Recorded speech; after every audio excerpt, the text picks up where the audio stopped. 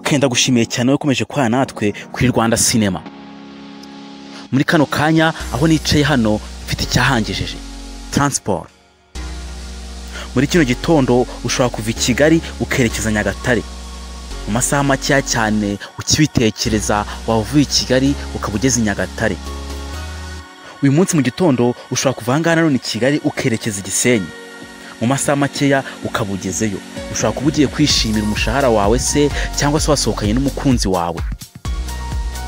Kano kanya ushobora kuva i Gisenyi ukerekeza i Butare mu masaha make nabwo ukabugezeyo, ugiye gusura umuryango wawe ukumbuye cyane kandi ukunda.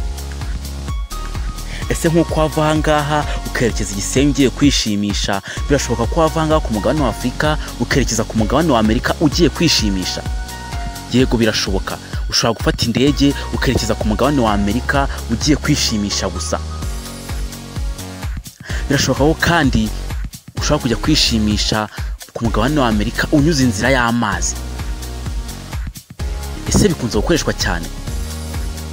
Muri kano kanya reka turebe ibyayigize bibaho ubwo abantu bari bavuye i Southampton mu Bwongereza berekeje i New York muri Leta Zunze Ubumwe za Amerika bagiye kwishimisha gusa, bakoresheje ubwato bwabaye bw'agatangaza bwa Titanic.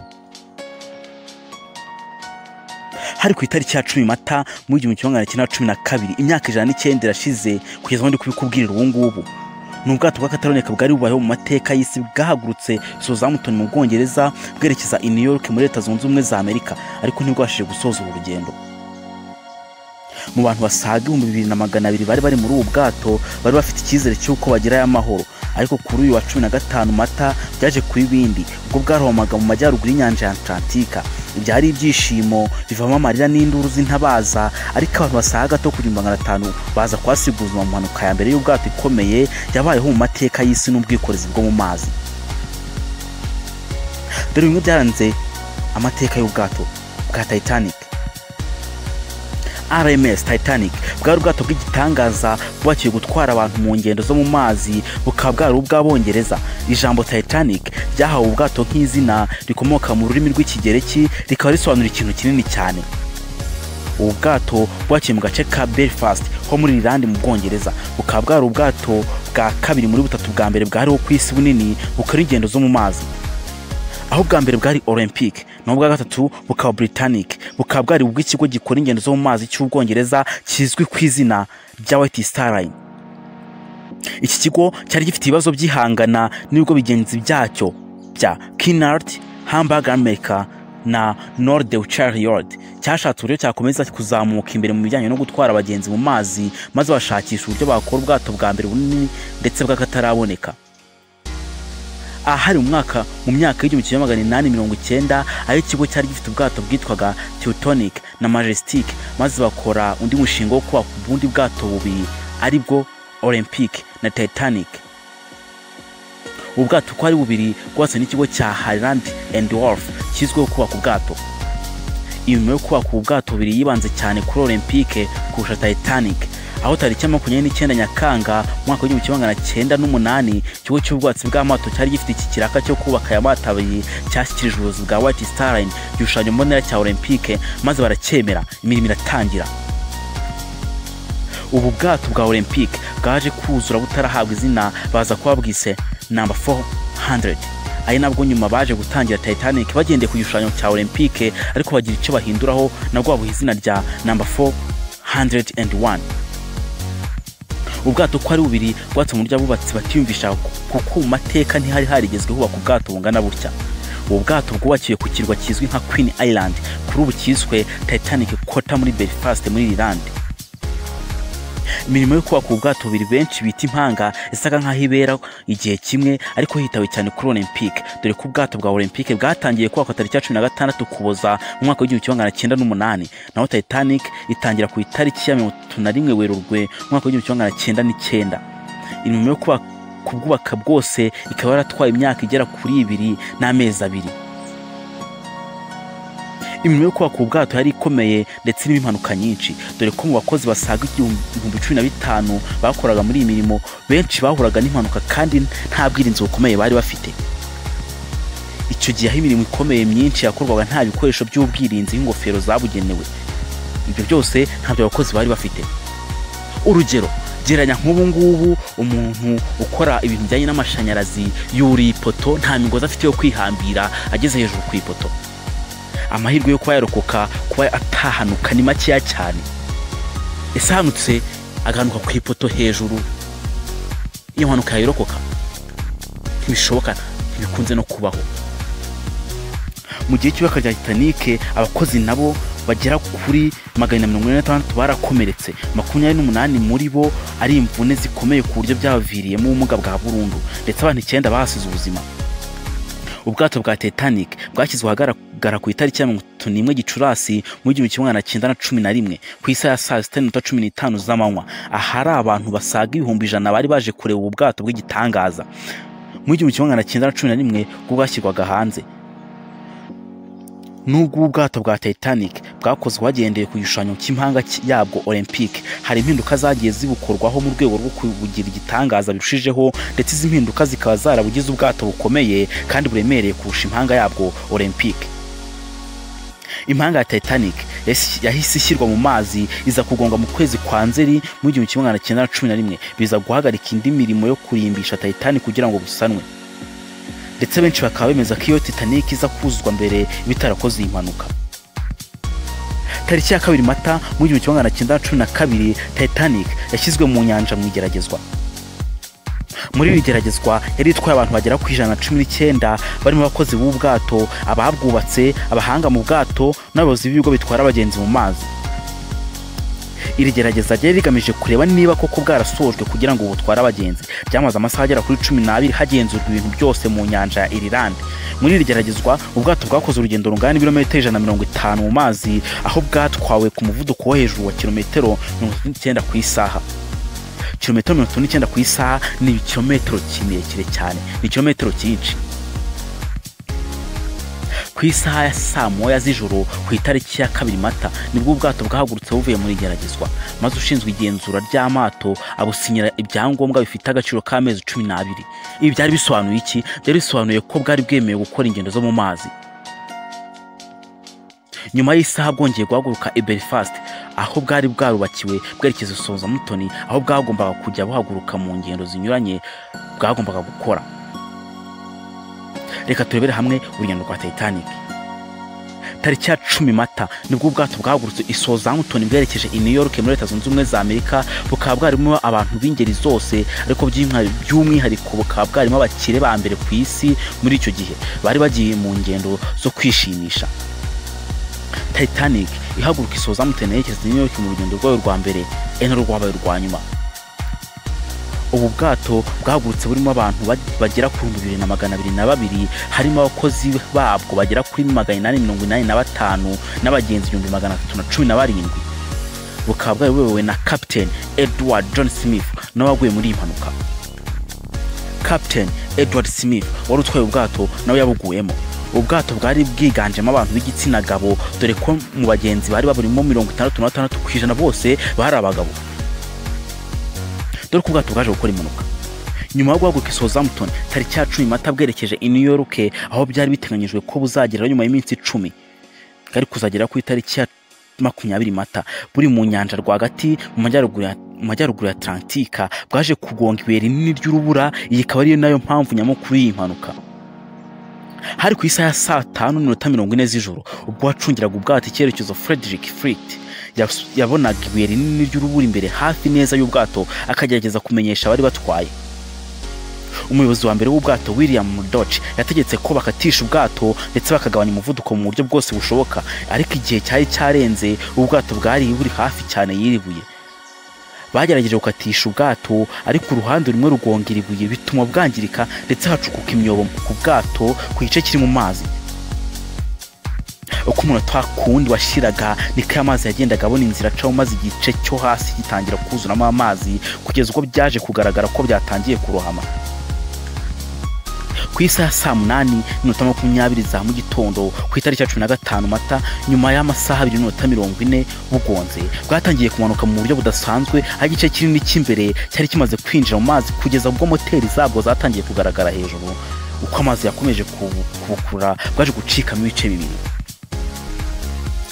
igishushanyo cya Wilstow yashushanyije mu mwaka w'1912 agaragaza uburyo ubwato bwaruhamye. Abantu benshi bagiye bashaka kwikiza ku bwabo, bakabwira ibyuma by'ubwato ubwo bwari bumaze kwicurika, ndetse abandi benshi bapfuye bazize ubukonje, dore ko muri ako gace hari kuri 2 munsi ya -0°C, aho icyizere cyo kuba muri ubu bukonje kiba ari iminota 15 gusa ku muntu muzima ukaba wapfuye.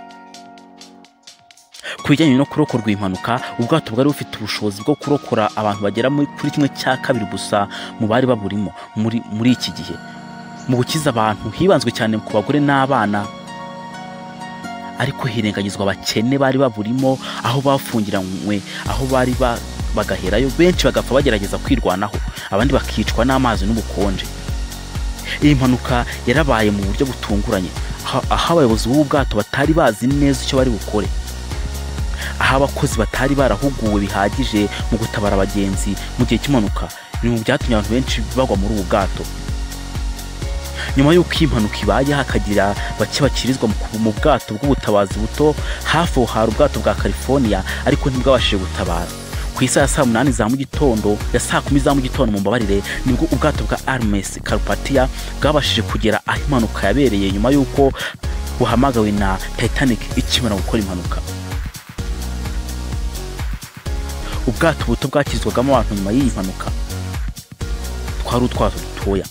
Abantu bagera kuri 710 babashije kurokorwa, batwarwa muri Carpathia berekeza i New York, naho abagera ku 500 bose bamaze kwasiga ubuzima. Nyuma y'impanuka igifatwa nk'impanuka ya mbere yo mu mazi yahitanye abantu benshi mu mateka y'isi, ubwato bwa Carpathia bwatabaye bwafashe iminsi 3 kugira ngo bugere i New York butwaye abantu bari barokotse. Bitewe n'ikirere ndetse n'amazi mabi bwacagamo, yari yuzuyemo amabuye menshi y'urubura. Nyuma y'impanuka, imiryango itandukanye yagiye ishyirwaho mu rwego rwo gufasha abarokotse iyi mpanuka ndetse no gufasha ababuriye ababo muri iyi mpanuka. Ibice by'ubwato byaguye hasi mu nyanja, kugeza ubu bikaba bikirimo. Hari ifoto yashyizwe hanze mu mwaka wa 2012, ikaba yarafotoye muri 2004, igaragaza kimwe mu bisigazwa by'ubwato mu bujyakuzimu bw'inyanja bugera ku birometero 3.7. Nje nawe hari filimi twabonye, filimi ya Titanic.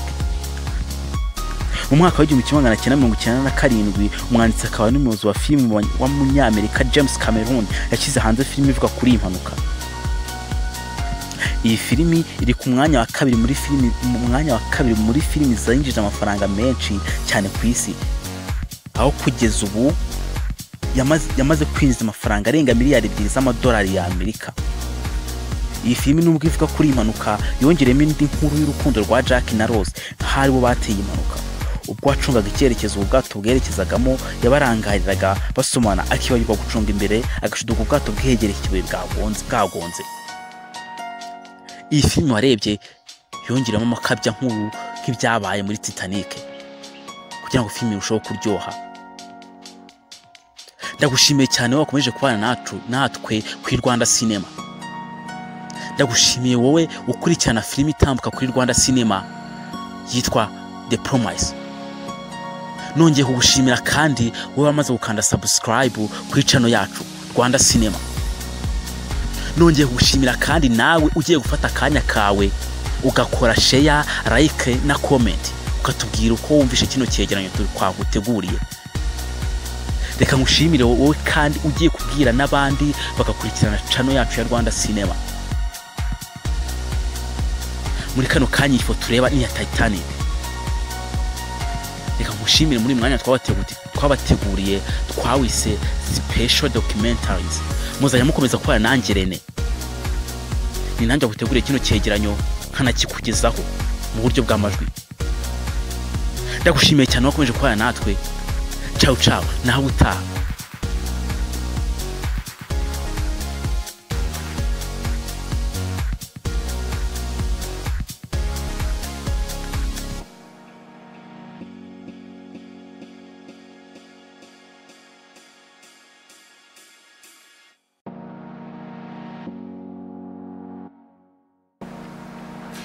Nongeye gushimira cyane wowe ukomeje kubana natwe ku mashusho ya Rwanda Cinema. Muri kano kanya nimera turebere hamwe ku ndege igendwamo na perezida wa Leta Zunze Ubumwe za Amerika ahava akagera. Uyu munsi mu gitondo wagiye mu kazi, ushobora kuba wabyutse ugiye mu Nyagatare uturutse i Kigali, ushobora kuba wavuye Nyagatare ukaza i Kigali, ushobora kuba wagiye Gisenyi uturutse i Kigali cyangwa ukava Gisenyi ukageza za Nyagatare n'ahandi hose mu gihugu. Nanjye aho nicaye hano muri studio navuye iwanjye mu rugo aho mba mfite ikingejeje ahangaha transport. Nyuma muri kano kanya turebere hamwe ibigize indege perezida wa Leta Zunze Ubumwe za Amerika agendamo, tunarebere hamwe ibigize imodoka agendamo, turongera tuze kurebera hamwe ku kigo kibanga kizwi nka zone 50 area 51. Nituva aho ngaho turagana mu mazi gatoya turebere hamwe ku bwato bwigize bwabaho bwa Titanic mu yandi magambo. Uretse indege, buri perezida wa Amerika wese agendamo ya Air Force One, buri perezida agira imodoka yihariye agendamo. Buri perezida wa Amerika ubuyobora igihugu agendamo bayita Cadillac One, babihina ikitwa Cad One, nk'uko indege iba yitwa Air Force One, bayita kandi Limousine One. Imodoka y'uwahoze ari perezida wa Leta Zunze Ubumwe za Amerika Donald Trump yagendagamo ijya kumera neza nk'iyo Barack Obama yagendagamo, ariko ye ikaba ifite umwihariko kuyitandukanya n'izindi za perezida babanjirije Donald Trump. Imodoka Donald Trump agendamo ijya kumera nka Cadillac S-Class Sedan, ariko ye ikaba ifite umwihariko wo kuba ari ndende kurushaho, nk'uko ikinyamakuru Daily Mail cyabitangaje. Iki kinyamakuru cyatangaje ko uruganda rwa General Motors rwayikoze rwishyuye miliyoni 15 z'amadolari y'Amerika ngo rikore. Ni ukuvuga asaga miliyari 12 na miliyoni 495 z'amafaranga y'u Rwanda. Ni amafaranga menshi. Ajya kurera tariki ya 20 Mutarama mwaka 2017 nibwo Donald Trump yagendeye muri iyi modoka bwa mbere, mu gihe perezida Warren G ariwe wa mbere watwawe mu modoka yagendemo yagenewe abaperezida ajya ava kurahira mu mwaka w'1921. Ikinyamakuru Genocide mu nkuru cyayo mu kugira uti The Beast, la voiture blindée de Donald Trump dévoila son secret. Bijya kuvuga ko imodoka yagenzwe na Donald Trump yigizwe n'amabanga menshi. Gitangaza ko imodoka ipima toni 8. Ikinyamakuru gikomeza gitangaza ko ikigiriye Cadillac One agatangaza agukoze mu buryo ishobora kubasha kurokoka ibitero ibyo ari byo byose bigabweho. Qu'elle résiste à toute sorte d'attaque. Ibitero bikoresheje imyuka ihumanya, chemical and biological attacks. Ibitero by'ibisasu byo mu bwoko bwa bombs n'ibindi bisa nabyo ntibishobora kwigabwaho. Inzugi zayo ziremereye ku buryo zifungurirwa inyuma gusa. Perezida Trump ntabwo ashobora kuzifungura imbere. N'undi wese waba urimo ntabwo yashobora gufungura izi nzugi z'iyi modoka.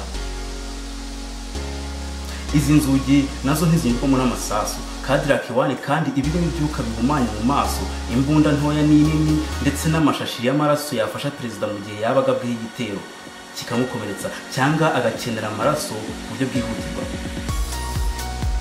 Uburemere bwayo butuma ibasha gutarenza umuvuduko wa kilometero 96 ku isaha. Uburemere bwayo Daily Mail itangaza ko buturuka hanini ku ntwaro ziba ziyirimo imbere. Bimwe mu bitangaje imodoka Obama yagendagamo yari yihariye. Uri kumva ibyo ni byari bigizwe imodoka ya Donald Trump. Muri kano kanya turebere hamwe ibyari bigize imodoka ya perezida wa Leta Zunze Ubumwe wa Amerika wakoze yitwa Barack Obama. Imodoka Donald Trump yagendamo ntabwo itandukanye cyane n'iyo Obama yagendagamo akiri perezida, kuko ibyinshi bizihuriyeho. Tugiye kurebera hamwe bimwe mu bitangaje byari bigize imodoka Obama yagendagamo. Mu kubitegura twifashishije ibinyamakuru binyuranye byandika ku ikoranabuhanga, ubucuruzi n'ibindi. Gusa ibinyamakuru bihurizaho nuko ibyo batangaje ari bike mu by'urwego rw'ubutasi rwa Amerika rwemeye gutangaza cyangwa se bikamenyekana bitewe n'abantu baza mu banga y'iyi modoka. The Beast cyangwa se Limo One ikozwe mu cyuma kizwe n'uruvange rw'amoko y'ibyuma bine: aluminium, steel, titanium na ceramic. Ububiko bwa essence bukoze ku buryo bwihariye ku buryo n'iyo umuriro waturuka hanze y'imodoka itashya. Joseph G. Funk watwaraga imodoka ya perezida wa Amerika hagati y'umwaka w'1994 n'95 yatangaje ko imodoka perezida Obama yagendagamo ariyo icyo gihe yari ku rwego rwo hejuru mu gukorana ubuhanga. iyi modoka nubwo bimwe mu bintu bihambaye ifite byashyizwe ahagaragara ngo bamwe mu bagize urwego rw'ubutasi rwa Amerika ntibayiziho byinshi. Uyu mushoferi kandi yakomeje yemeza ko amapine yayo yaramutse arashwa agapfumuka iyi modoka ikomeza kugenda igihe kinini nta kibazo igize cyangwa ngo hahindurwe amapine. Joseph yakomeze asobanura ko umuntu utwara iyi modoka aba ari umuntu ukora mu nzego z'ubutasi, yaratoje gutwara iyi modoka igihe kinini akamenya imikorere yayo kugeza ku cyo yakora igihe itewe n'igisasu cyo mu bwoko bwa RPG.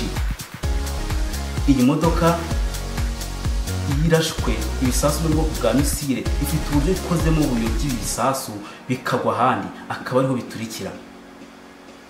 Iyo perezida wa Amerika agiye ahantu mu gihe atarinjira mu ndege ye, imodoka zari mu wani ngo ziba ziparitse ahantu kamera z'amateleviziyo zitazibona hafi y'indege ku buryo haramutse haba ikibazo gituma avanwa vuba na bwangu ahita yinjizwamo akajyanwa. Mu modoka zitandukanye niyo yari agiye kugendamo. Ku gice cy'imbere hariho kamera zireba nijoro, night vision camera, ndetse n'ibyuma bitera imyuka ibyana mu maso. Izi kamera zifasha utwaye iyi modoka no kuba yayitwara mu gihe cy'umwijima. Urugi rwayo rufite uburemere nk'urw'indege ya Boeing 747S. Ibindi bidasanzwe bamenya ko imodoka yatwaraga Perezida Obama. Imodoka yatwaraga Perezida Obama yari ifite indege yayo yihariye yitwara igihe Obama yabaga agiye uruzinduko mu kindi gihugu. Ibirahure byayo ntibimenwa n'amasasu. Limuwani y'iki gihe ikozwe ku buryo ishobora gusohora ibyuka bijyana mu maso ndetse ikabasha no kurashisha ibisasu byo mu bwoko bwa grenade. Ifite imyanya irindwi. Umwe wa shoferi w'umuntu uyobora urwego rukuru rw'iperereza ruherekeje perezida n'umwanya wa perezida ubwe, ndetse n'indi myanya ine y'inyongera. Obama yari afite ubwoko bw'imodoka 12 yahinduranyaga iyo zitari gukoreshwa. Izi modoka ziba ziparitse mu biro bikuru by'urwego rushinzwe ubutasi.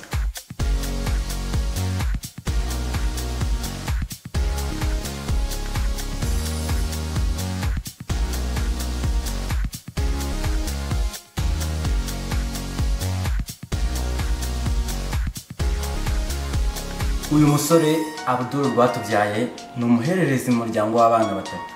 Ahangaha abahungu ni babiri, umukobwa n'umwe. Uyu musore niyegeze abona amahirwe yo kubona se umubyara. Yamenye ubwenge atamubona iruhande rwe, gusa aza kumva ko yitabye Imana. Ubwo yari afite imyaka 3 gusa nibwo yaje kubura nyina umubyara, ahinduka imfubyi akiri muto, atangira kurerwa na nyina wabo. Kumva ko ahangaha Rwatubyaye yari asigaye wenyine. Papa we yitabye Imana akiri muto, yase yaramuzi, na nyina yarazi wamuhaye urukundo rwinshi, nawe yaje kwitaba Imana cyane. Rwatubyaye Abdul yagize ati, nakuze nabona papa naza hari n'uburyo abaye, gusa naje kumva ko yitabye Imana ubwo nari mfite imyaka 3. Ni nabwo mama wanjye yitabye Imana. Nakuze mbana na mama muto. Ahangaha rero ashaka kuvuga ko yakuze abana na nyina wabo. Kugeza n'uyu munsi mufata nk'umubyeyi wanjye, kuko yarandeze mu mwana we, amurukundo nta kibazo na kimwe nigeze ngira. Ahangaha Rwatubyaye yarezwe na nyina wabo, gusa ahora mushimira ko yamuhaye urukundo akamuha ibintu byose nubwo ababyeyi be bari bitabye Imana. Rwatubyaye Abdul ni umukinnyi ugaragaza ibishushanyo cyangwa se ibyo bita tatuwaje mu rurimi rw'amahanga by'amarira mu maso. Abazi Rwatubyaye bura nawe njya mureba mu kibuga hakina hose, afite tatuwaje nyinshi ku mubiri we. Gusa izijya zitangaza abantu n'abadukurikiye wenda abari ba football mu gihe mubibona, Rwatubyaye Abdul afite tatuwaje z'amarira ku isura ye. Izi tatuwaje rero ahamya ko cyangwa se yemera ko zifite aho zihuriye n'ubuzima bwe. Rwatubyaye Abdul yagize icyo avuga kuri tatuwaje ziri mu maso. Yagize ati, kubura ababyeyi banjye byarambabaje kuko muranshengurwa n'uburyo hari ibintu mba ngeraho tutari kumwe. Birambabaza cyane ariko nakundi. Izi tatuwaje ziri mu maso z'amarira ni ikimenyetso cy'amarira y'ubuzima bwanjye. Ntibyumva yarahutse cyane umusore. Byinshi nanyuzemo biri muri bimwe byatumye izi tatuwaje mu isura yanjye z'amarira, ari no kuba nari kumwe n'ababyeyi banjye. Ahangaha byaramushenguye cyane, bituma amarangamutima yasohora, ashyira tatuwaje mu maso ye z'amarira niziranga ubuzima bwe nyine ko yakuze ababaye atishimye ubwo kubura ababyeyi uko twabigarutse hano. Abdul Rwatubyaye yize amashuri abanza ku kigo cya Ecole Islamique i Nyamirambo, ngira ngo urahaza ntihagera ndabizi. Muri 2010 yakomereje amashuri yisumbuye muri La Colombière aho yigiye icyiciro rusange. Nyuma muri 2013 Abdul Rwatubyaye akaza yakomereje amashuri ye mu cyiciro cya kabiri cy'amashuri yisumbuye muri Apergunga urahazi. Apergunga habaga abakobwa beza kera sinzi nyine, ariko niko nabyumvaga ntabwo nabashije kwiga nize ngiye buranize burasirazuba muri Leta Nyamata mu Bugesera. Aho Rwatubyaye yize HEC Histoire Economic and Geography. Munyemerero tugaruke ku rugendo rwe muri Ruhago. Urugendo rwe muri Ruhago yarutangiye 2010 ubwo yajyaga mu ishuri ryigisha umupira rya APFC. Muri 2013 APFC yamwohereje mu Isonga FC akina mu mwaka umwe. Muri 2014 APFC imuzamura mu ikipe nkuru. Ahangaha Rwatubyaye football kubera ko yarazi icyo bise total football. Ahangaha yakinaga neza ukibarase uyu muntu n'umwana. Ngira ngo abadukurikiye Rwatubyaye baramuzi akiri mutoya, ni umusore wigaragaje cyane, yagaragaje ko afite icyitwa impano mu gukina football. Ngira ngo mwese murabizi. Ahangaha rero nibwo APFC yafashe umwanzuro wo kumuzamura mu ikipe nkuru muri senior, aza mu ikipe nkuru ava aho bari bamushyize gukina mu Isonga. Muri 2016 rero ni yaje gutinda muri APR yamuzamuye ahahise yerekeza muri Rayon Sport. Akimara gusinyira Rayon Sport yaje kuburirwa irengero, aho yaje kugaruka muri 2017 yaje gutandukana na Rayon Sport mu ntangiriro za 2019 yerekeza muri Kansas City muri Amerika. Abdul ikipe yayikiniye igihe kitari kinini ahava yerekeza mu ikipe yitwa Colorado Springs Sweetback FC. Ahangaha Rwatubyaye urabona ko nyine muri Amerika haramuryoheye cyane kuko yavuye mu ikipe imwe ahita ajya mu yindi. Naho muri ino kipe Sweetback FC naho yarahavuye. Ubu ni umukinnyi wa Scoop FC Scoop yo muri Macedonia, ahaye hasinye amasezerano angana n'umwaka umwe n'amezi 6. Akiri muri APFC uyu musore avuga ko ikintu ahora yibikira kuri APFC ari uburyo buri gihe baba banyotewe n'intsinzi bashaka ibikombe. Ahangaha APFC umukinnyi wese ugiyemo ahangaha ikintu bamutuza nukumva champion itangiye kumva ko bagomba gutwara igikombe byanze bikunze. Ahangaha rero Rwatubyaye iki kintu akibukira kuri APFC.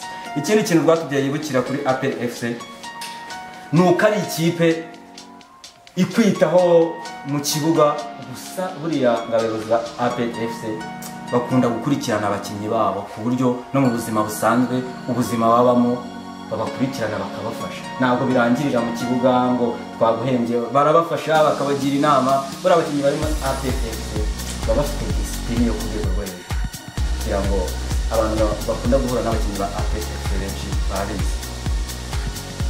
Ku ruhande rwa Rayon Sport avuga ko ahora yibuka urukundo yeretswe n'abafana b'iyi kipe ndetse n'abayobozi ubwo yaragarutse mu Rwanda nyuma yo kugenda abasinyiye ariko n'abakinnyi akamara umwaka wose atari mu Rwanda. Ahangaha Rwatubyaye yigeze gusinyira Rayon Sport ngiye umwaka kwibagirwa, gusa yarabasinyiye arangije agenda atabakinnyi.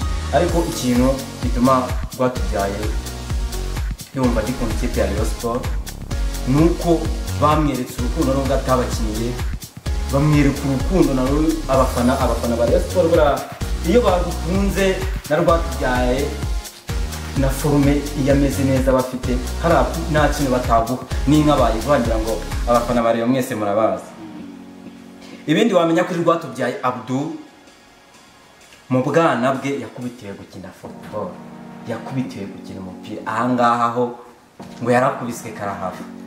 Ahangaha yagize ati sinzibagirwa uburyo banguriye imyenda yo kujya n'ahantu nkayiba nkajya kwikinisha umupira. Ahangaha nkagaruka nayihindanyije nayanduje yacitse. Uyu musore ngo yarakubise. Umuntu uri kunyumva, umuntu uri kundeba, batubyaye buriya yarakubiswe, aho bamuguye imyenda yo kujyana ku ishuri akajya kwikina na football. Buriya iyo umwana afite impano akenshi bikunda kugaragara, ugasanga umwana nimba azakunda kuririmba, ugasanga wamuhereje ku ishuri ayirirwa aririmba. Buri impano z'abana iyo ababyeyi batunze neza, umwana ushobora kumenya ikintu azaba cyangwa ushobora kumenya ikintu akunda, ikintu ushobora gufokasingaho nk'umubyeyi ukamufasha kuba yakigeraho. Aha ngaha rero Rwatubyaye nayo yakubitiwe gukina umupira. Ibishushanyo rero afite ku mubiri we ni byinshi. Tatuwaje afite buriya, nubwo twagarutse haruguru ko afite tatuwaje z'amarira mu maso ye, gusa afite n'izindi tatuwaje nyinshi ku mubiri, nyinshi mu mugongo, ku maboko afite tatuwaje nyinshi. Abamukurikira abenshi barabizi. Izi tatuwaje rero ziri ku mubiri we zihagaze amadolari y'Amerika agera ku 1000 cyane rwose. Aho bazishyiriyeho rero ziriya tatuwaje ni mu gihugu cya Misiri ndetse no muri Turukiya, ariko ntabwo zose bazishyiriyeho rimwe. Kwa kujya mu Misiri bagashyiraho muri Turukiya, buriya abasitari baragenda cyane, abasitari baragenda cyane, gusa nyine zose ntabwo bazishyiriwe ko icyarimwe ku mubiri we. Mu rukundo rero uyu musore Rwatubyaye Abdul muherukana akundana n'umukobwa mwiza, sinzi wenda nimba abadukurikiye wenda hari ubigeze kumubonaho, gusa uyu mukobwa mwiza cyane yitwaga Amida. Yari yari umukobwa mwiza, gusa niba ari we bakiri kumwe magingo aya ngaya, abasitari buriya hari ukuntu agira gutyo ukwezi kumwe ukabona yafashe. Gusa Abdul ntabwo yamuciye tuyimuziho, abamuzi cyane. Ni umusore witonda, umusore ucisha makeya, umusore utajya mu bintu by'abakobwa cyane, ahubwo umusore ufokasinga kuri football. Wayimubaza hariya ho rwose aba ameze nabi cyane. Inzozi za Rwatubyaye Abdul rero ni ugukina muri shampiyona 5 zikomeye zo mu Burayi. Yatangiye kubigeraho, yari muri Amerika, ubu bari muri Macedonia, mu majyaruguru ya Macedonia, ari mu ikipe ya FC School. Gusa nyine urabona ko ari umusore ushobora kuzagera kure, ufite forme nk'uko nahoze mbibabwira, ufite talent football, toto football. Uriya musore byo twese turabyemera. Rwatubyaye Abdul ni umusore ufite impano igaragarira buri wese, kuko aho yanyuze hose baramushima cyane, ndetse yagiye ahembwa nk'umukinnyi mwiza. Ahantu Abdul yagiye aca hose hari ibihembo bajya batanga nk'umukinnyi w'ukwezi, ibihembo rimwe na rimwe yajyaga abikora, kuko ni umukinnyi witwara neza mu kibuga, ni umukinnyi ufite discipline yo ku rwego rwo hejuru. Rero aya ni amwe mu mateka ya Rwatubyaye Abdul. Uyu ni umusitari wacu w'iki cyumweru hano kuri Rwanda Cinema.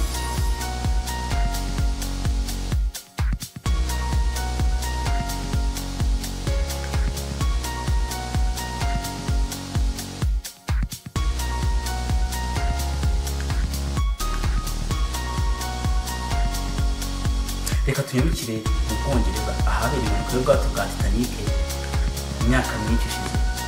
Hari ku itariki ya 10 Mata 1912 n'ubwato bw'akataraboneka bwari bubaye mu mateka y'isi bwahagurutse Southampton mu Bwongereza bwerekeza i New York muri Leta Zunze Ubumwe za Amerika, ariko ntibwabashije gusoza urugendo.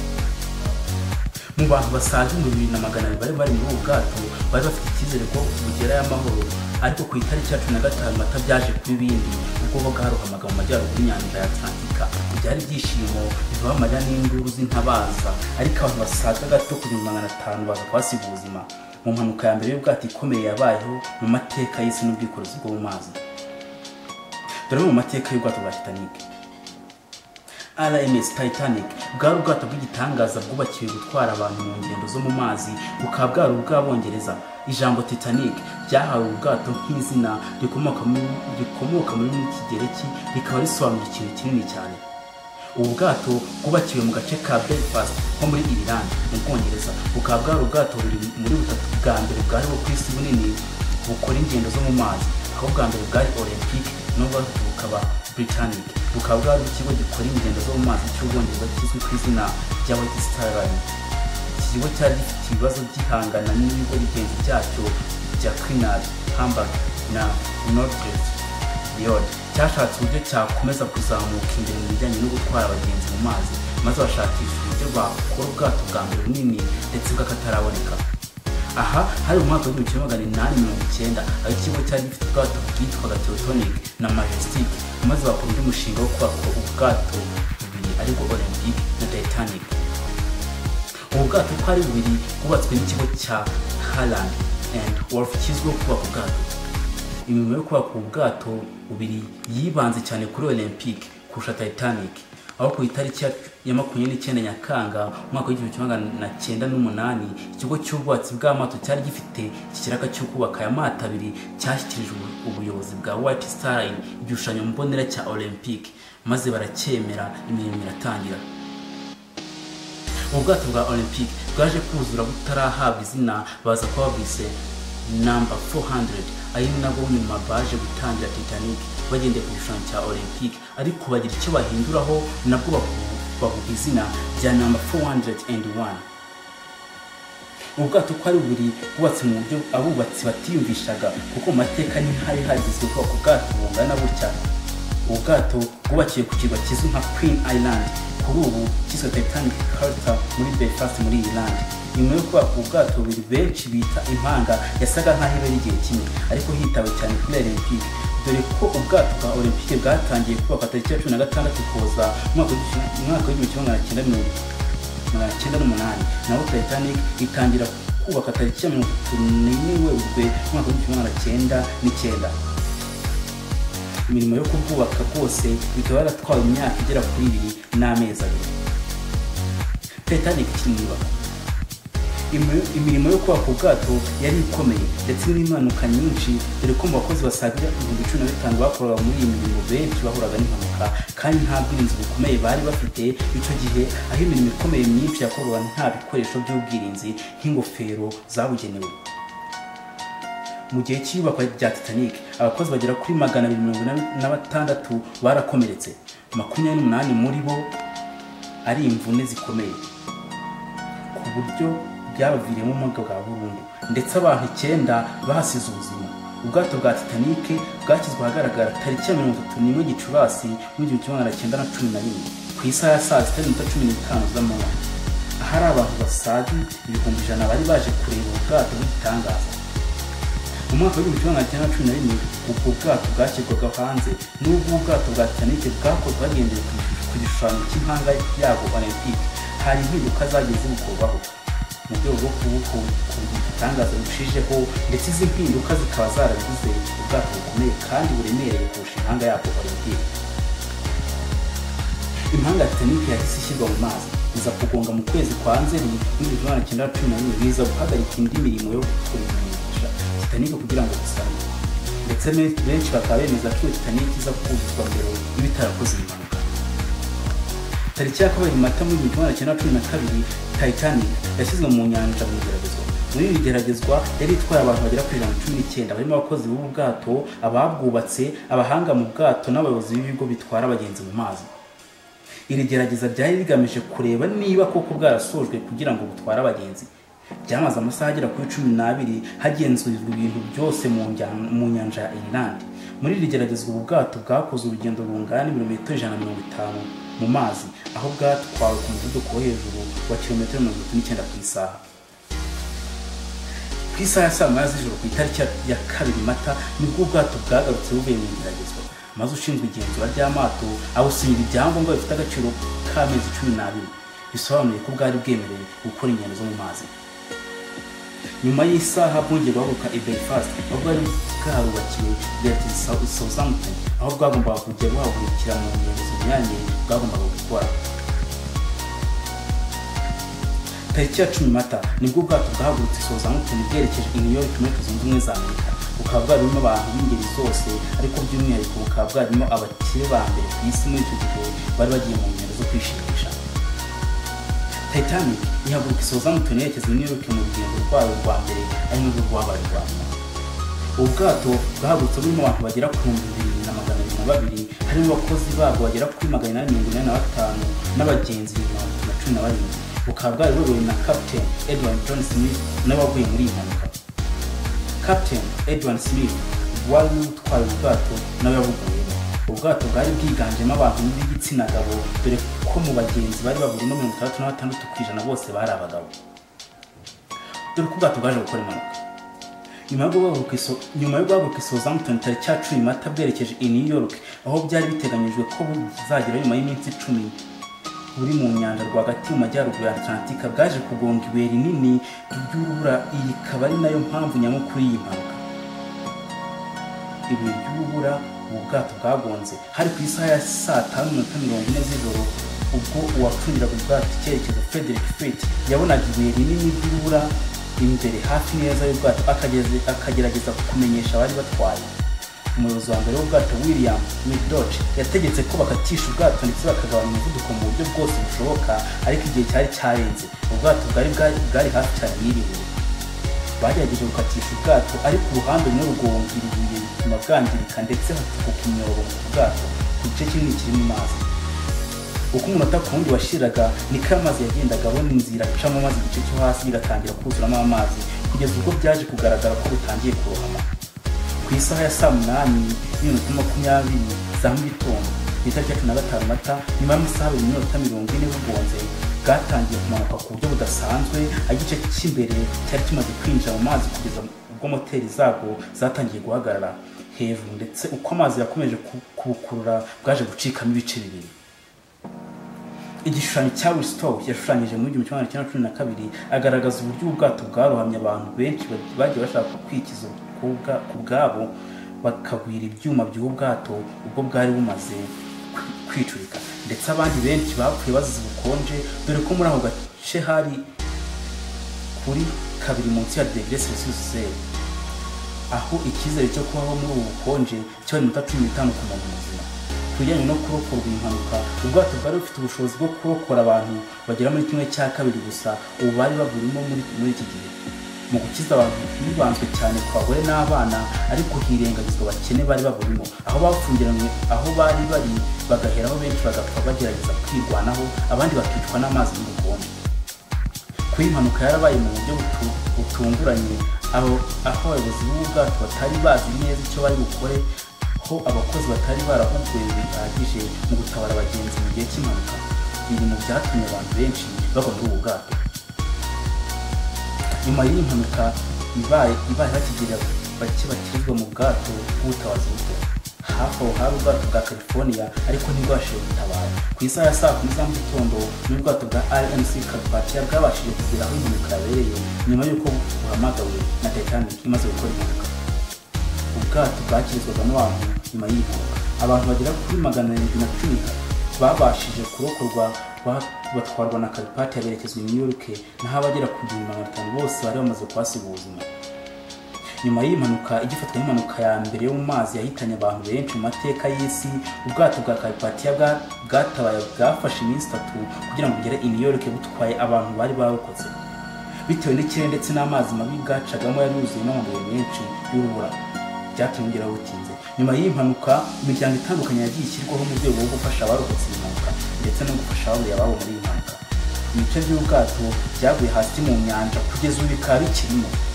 Hari ifoto yashyizwe hanze mu mwaka wa 2012, ikaba yarafotowe mu mwaka wa 2004, igaragaza kimwe mu bisigazwa by'ubwato mu bujyakuzimu bw'inyanja bugera ku birometero 3 n'ibice bibiri. Hari filime mwabonye Titanic. Filime Titanic mwabonye mu mwaka wa 1997, umwanditsi akaba n'umuyobozi wa filime w'umunyamerika James Cameron yashyize hanze filime ivuga kuri iyi mpanuka. Iyi filime iri ku mwanya wa 2 muri filime zinjiza amafaranga menshi cyane ku isi, aho kugeza kuri iki gihe imaze kwinjiza miliyari zirenga $1 y'Amerika. Iyi filime ivuga kuri iyi mpanuka yongereyemo inkuru z'amakabyankuru y'urukundo rwa Jack na Rose nk'aho bateye impanuka. Ubwacunga icyerekezo ubwato bwerekezagamo yabarangariraga basomana kiyobo gucunga imbere, agashiduka ubwato bwerekeye iki kibuye bwagonze. Ndagushimira wabashije kubana natwe muri kino cyegeranyo cy'uyu munsi. Ndagushimira wabashije kubana natwe. Twe twari kumwe Ngirente hamwe na Niyomugabo Celestin.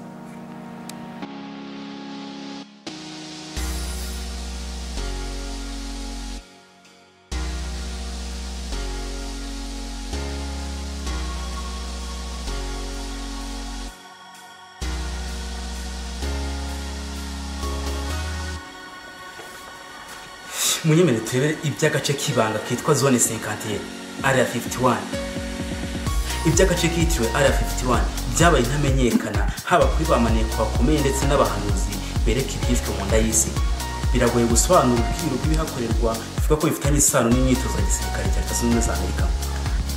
Hari abashidikanya niba aka gace kabaho, abandi bakavuga ko byaba ari ibitekerezo byandikwa n'abahanga mu kimwe muri filimi z'amakabyankuru. Ubucukumbuzi bwakozwe n'ibinyamakuru bugaragaza bimwe mu bihamya byerekana ko area 51 ibaho. Amakuru yakanwe na Leta Amerika kugeza mu myaka y'1990.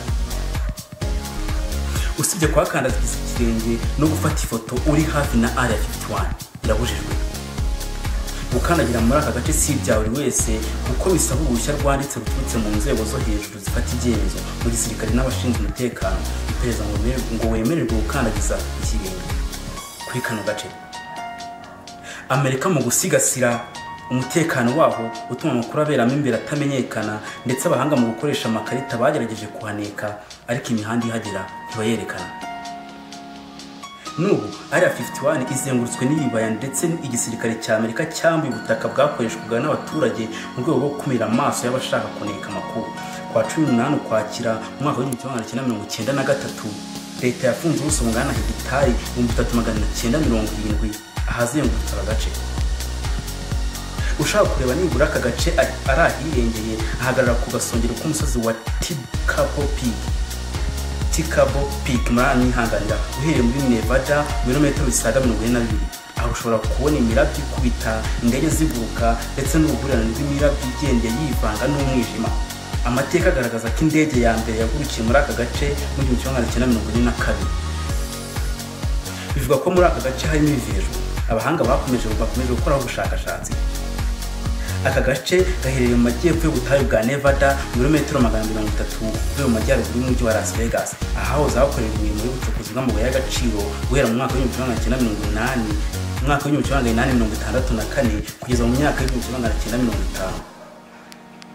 Ibiro by'ubutasi bw'Abanyamerika CIA byemeye ko aka gace kaho mu mwaka w'2013 binasohora inyandiko zibigaragaza. Nyuma y'uko batangiye kugakoresha muri 1955 kazwi ku mazina nka The Ranch, Watertown Strip, The Box, Red Square, The Farm, Groom Lake, Dreamland n'andi menshi mu bikorwa byo kugerageza ibikoresho by'ibanga by'igisirikare cy'igihugu. Area 51 igerwamo n'abantu bake kandi bizewe. Amasezerano yo kugenzura niba aka gace gafite ubuziranenge butuma katangiza ibidukikije yashyizweho mu kubona Perezida Clinton muri Nzeri mu 1995. Raporo zihakorerwa ntabwo zishyirwa ahagaragara, zigwa mu bubiko bituma benshi bemeza ko bigoye kuhakora ubugenzuzi.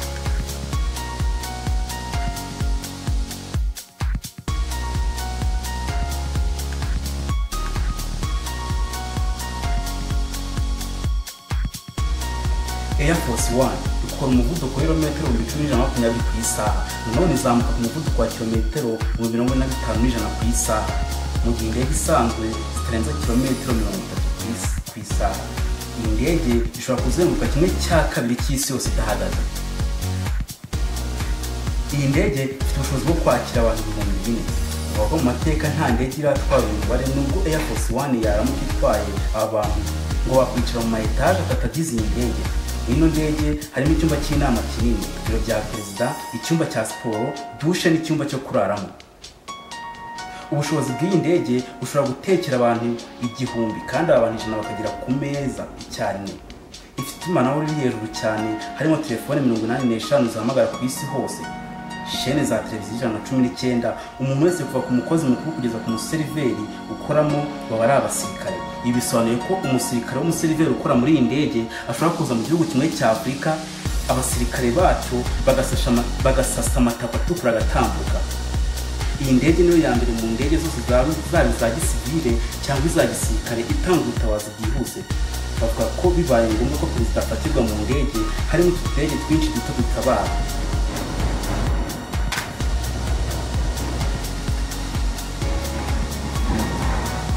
Ndege harimo ikoranabuhanga rihambaye. Perezida gashobora kumara igihe kinini mu kirere, gashobora kuva mu mazi ntagire icyo kaba kugeza ubwo ubutabazi bugeze aho kari. nanone iyi ndege ifite ikoranabuhanga rishobora gumisha radari y'umwanzi ntabashe kubona aho irereye. Iyi ndege y'akataraboneka yatumye imbaga y'abanyarwanda bayihanga amaso mu kirere cy'i Kanombe cyari gicunga umutekano w'igisirikare cya Amerika. Uru ruzinduko George Bush yagiraga mu Rwanda nibwo iyi ndege yasesegaraga i Kanombe. Bakubwira ko iyi ndege igiye guhaguruka, abantu bose bari muri iyi ndege batangira kugaragazwa mu mashusho n'amajwi ibyo barimo gukora byose muri iyi ndege binyura ku ma ekran manini na za projecteur imbona nkubone ku muyobozi mukuru w'igisirikare cya Amerika ku buryo bitakora guhungabanya umutekano wa perezida. Air Force One ni amagambo yatangiye gukoreshwa nyuma y'uko mu mwaka wa 1953 indege yari itwaye perezida Dwight D.S. Howard yisanze irimo gukoresha umurongo umwe n'indi ndege y'ubucuruzi. Aha rero byahise bituma bahita bashyiraho iri zina kugira ngo rijye rikoreshwa ku murongo ukoreshwa n'indege ya perezida gusa mu rwego rwo kwirinda ko ibi byazongera kubaho. Iyi ndege ifite ubushobozi bwo kunywera benzene, amavuta ayifasha gukora iri mu kirere. Muri Air Force One harimo ubuhanga bwa gisirikare nko mu bijyanye n'itumanaho n'ubwirinzi, harimo ubuyifasha kuzigama umuriro wayikoresha iramutse igize ikibazo cya moteri. Iyi ndege kandi ufite ubushobozi buyifasha kubitagirwaho ingaruka n'imbaraga zose z'amashanyarazi zishobora guterwa n'ingufu z'ibisasu bya kirimbuzi byaba biturikijwe mu kirere. Ubuhanga buri muri Air Force One ntibuhendutse na gato ku buryo igikorwa ari ukugura Boeing 747-8 zisanzwe zikora ubucuruzi, ubundi akazi ko kwiha ubushobozi buhambaye kagatangira. Izo ndege bituma habuga ebyiri kuko hari ubwo na visi perezida akenera gukora urugendo rwihariye, icyo gihe indege ikaba igenda yitwa Air Force Two.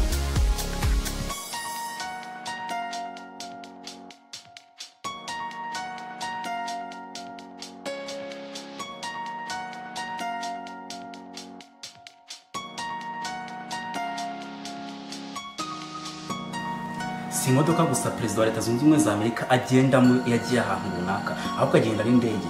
Nyemera turebere hamwe ibitangaje utaruzi ku ndege perezida wa Leta Zunze Ubumwe za Amerika agendamo. Tumenyereye kumva hakoreshwa amagambo Air Force One, aho benshi bahita bumva indege itwara perezida wa Leta Zunze Ubumwe za Amerika. Nyamara nubwo bifitanye isano, iri si izina ry'indege. Ubundi Air Force One ni izina rihabwa umurongo abayobora indege ku kibuga bavuganiraho n'abatwaye indege ya gisirikare perezida wa Leta Zunze Ubumwe za Amerika aba arimo. Air Traffic Control Call Sign. Ibi bivuze ko yaba ari muri kajugujugu cyangwa Boeing 747, aya magambo arakoreshwa nk'izina ry'umurongo abayobora indege ku kibuga bavuganiraho n'abatwaye indege. Perezida wa mbere wagendeye mu ndege ukoresha umurongo wa Air Force One ni Dwight D.S. Howard. Mu mwaka w'1953 Busuwisi mu perezida wa mbere wa Amerika wagendeye mu ndege, ko Franklin D. Roosevelt ari perezida wa mbere wa Amerika wagenze mu ndege akiri perezida. Aha hari mu mwaka w'1947 ubwo yari yitabiriye inama yagombaga kwiga ku ntambara y'isi yose yabereye muri Maroc, akaba yari mu ndege yahawe akabyiniro ka Sacred Cow.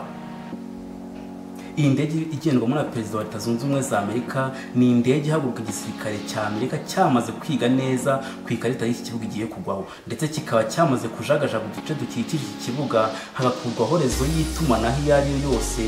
Icyo gihe igisirikare cya Amerika kiba cyamaze gufata bugwate iki kibuga igiye guhagararaho kugira ngo habungabunge umutekano wa perezida wa Leta Zunze Ubumwe za Amerika. Ibi byerekana ubudahangarwa bwa Amerika ndetse n'agaciro aho mukuru wabo mu kumucungira umutekano. Iyi ndege ya rutura iriho amabara atukura n'ubururu n'umweru, haba handitseho intego umukuru w'igihugu aba yarihaye, ndetse hakabaho n'ikirangantego cya Amerika. Ino ndege iruta izindi mu gisirikare cya Amerika, ikorwa na sosiyete ya Boeing, yakoze mu buryo bwuzuye ikoranabuhanga, yubatse mu buryo butangaje kandi butazwi na buri wese. Ifite radiyo ikorera muri iyi ndege, ikorana n'ibibuga bitandukanye. Itumanaho ry'iradiyo rituma abahanga bari ku kibuga badashobora kwitiranya indege n'izindi ziba ziri mu kirere, ndetse igashobora gutambuka mu nzira n'indege nyinshi igatambuka nta nkomyi. Ishobora gutwara indege n'ubwato bw'intambara n'ibindi bitandukanye. Bishobora gutabara mu gihe bahuye n'ikibazo. Air Force One ifite call center, ifite itumanaho ryayo.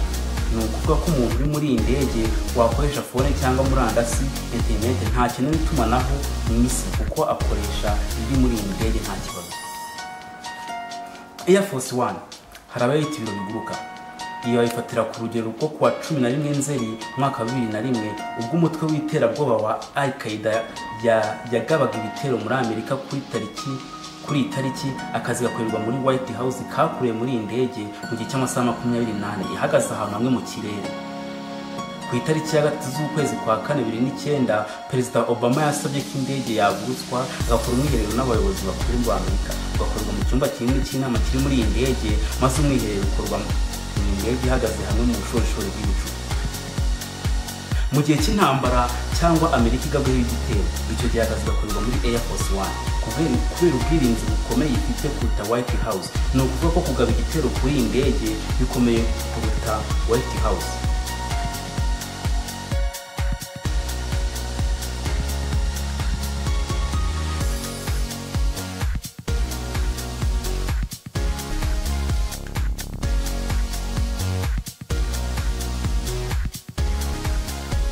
Aka gace gakorerwamo ibikorwa byinshi birimo ikoranabuhanga ry'indege z'intambara n'iby'ibivejuru.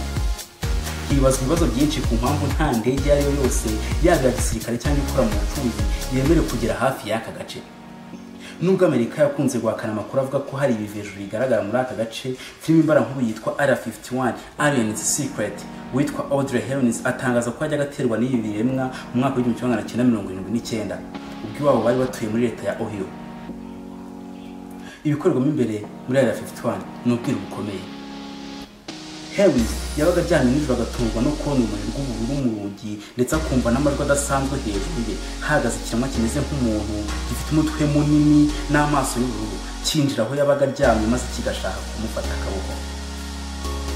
Nyuma y'amasaha 25 nabwo byakomeje kujya biza akaba yaragize ati iteka ryose iyo ntangiye kubona umuriro mu idirishya ntabwo nongera kwibwira ko ndi kwibeshya. Ntangira kubona amaboko yanjye ari kwijyana havuze induru ariko bikanga kundekura. Rimwe nagerageje kwirwanya maze ngikozeho numva bifatira yimfashe mera nk'ufashwe n'umuriro. Mu minsi 5 buri munsi indege zanditseho ijambo Janet n'indi mibare 3 ziza ku kibuga mpuzamahanga cya Las Vegas aho zitwara abakozi bagera ku 100 bakajya gukora kuri iki kigo ariko nta n'umwe uratangaza ukuri kubihakorerwa. Umuntu yemerewe kujya gukora yaba umusivili cyangwa umusirikare ararahira ndetse akabisinyira ko atazigera amenya ibanga.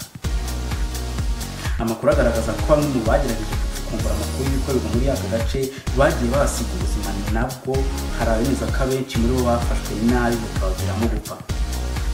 Inyubako zabo nta madirishya zigira yafasha abantu kureba hanze y'ibitari mu nshingano zabo. Raporo zigaragaza ko rimwe na rimwe mu matsinda y'abantu akora ku mishinga imwe icyarimwe ariko ababayobora bakabahuza ku buryo buri wese amenya umushinga we.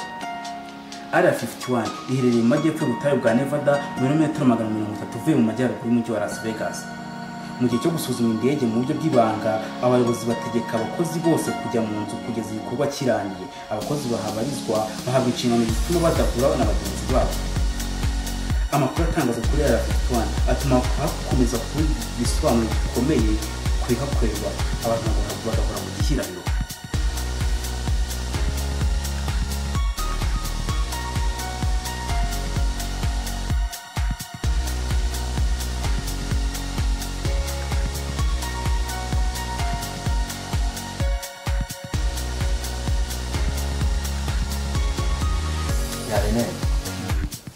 ngira ngo abadukurikiye hano ku Rwanda Cinema ngira ngo mwabashe kumva ubuhanga bw'uyu musore muri documentary azajya bagezaho. Iki kiganiro usoje hari byinshi narinzi nko kuba busheraje mu Rwanda wenda byarabaye ariko nta makuru nari mbifiteho nanjye ndabyumvishe numva ni abantu basoma abantu bazajya badukurikirana kuri Rwanda Cinema bazajya bahungukira ibintu byinshi bitandukanye. Ngiye ngo uri kumva umutekano Perezida wa Leta Zunze Ubumwe za Amerika abafite ngiye uri kumva umujyi wa Kigali rwazaga Kanombe uburyo umutekano wari uhagaze. Ni ibintu bihambaye kuko ni ibintu birenze no kubyumva uri kumva bidashoboka kuko nk'iriya ndege yo uravuze ngo yakira ishobora gutekera abantu igihumbi abandi jana bakagira ku meza icyari. Ni ibintu bitangaje ni ibintu bitangaje kuri kumva nubwo ari indege nini ifitemo n'utundi tudege dutoya. Utwo tudege rero dushobora gutabara nyine aho rukomeye mu gihe perezida yabagiriye ikibazo mu ndege hashobokamo utudege twinshi bitamenyetse asohotse mu kanya. ni ibintu byiza cyane, ni ibintu byiza cyane buriya nabyumvishe numva nyine abakunzi bacu nyine badukurikiye uyu munsi bakomeza no kudukurikira numva nyine tubahisha ibirungo byinshi nk'uko nakomeza kugenda mbigarukaho. Indege ya Air Force One ni indege ikorwa na sosiyete ya Boeing nk'uko bakora izindi ndege, ariko noneho nyuma yo kuyikora ivuye mu Rwanda akazi ko kwishyira mu bwiza kagatangira. Hari n'ikindi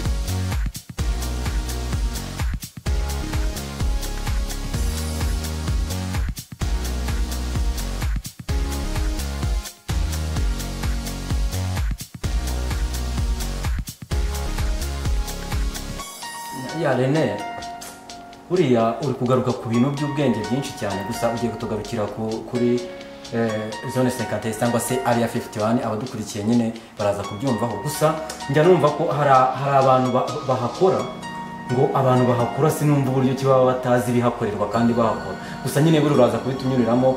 Njya numva hari n'ibiganiro njya numva ngo hakorerwa intwaro abanyamerika bakoresha mu kurwana z'abasirikare.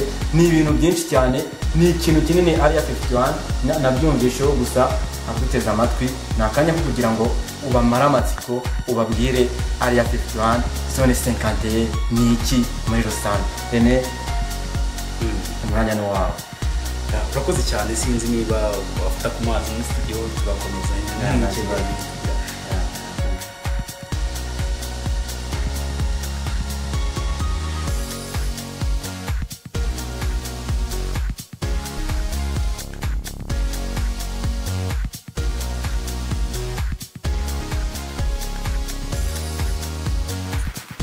turagushimira washinga natwe mu gihe yanjye twagiye ko rero ibanza ni kumwe n'ibishimye ibitekerezo byanyu rero ni nyamibwa, mwandike muri comment hasi, muraza kuhabona mukande like.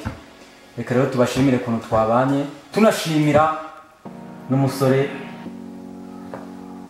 uri muratuma amajwi n'amashusho bibageraho neza, bamwita Nizeyimuremyi Vedaste, bazi ku izina rya Vava. Buriya ku bintu by'ibikoresho nyine, ku makamera, ku majwi niwe murabitunganya byose. Rero kamushimire rero kunda ibiganiro bica kuri Rwanda Cinema, kubwira wowe utarakanda subscribe ukore no kunzira kugira ngo ujye ubona ibyiza byinshi bizajya bikugeraho ahangaha kuri Rwanda Cinema. Ndagushimiye rero, babwira ngo mukomeze kugira ibihe byiza. Njye mwabanye ari niyo mugabo Celestin.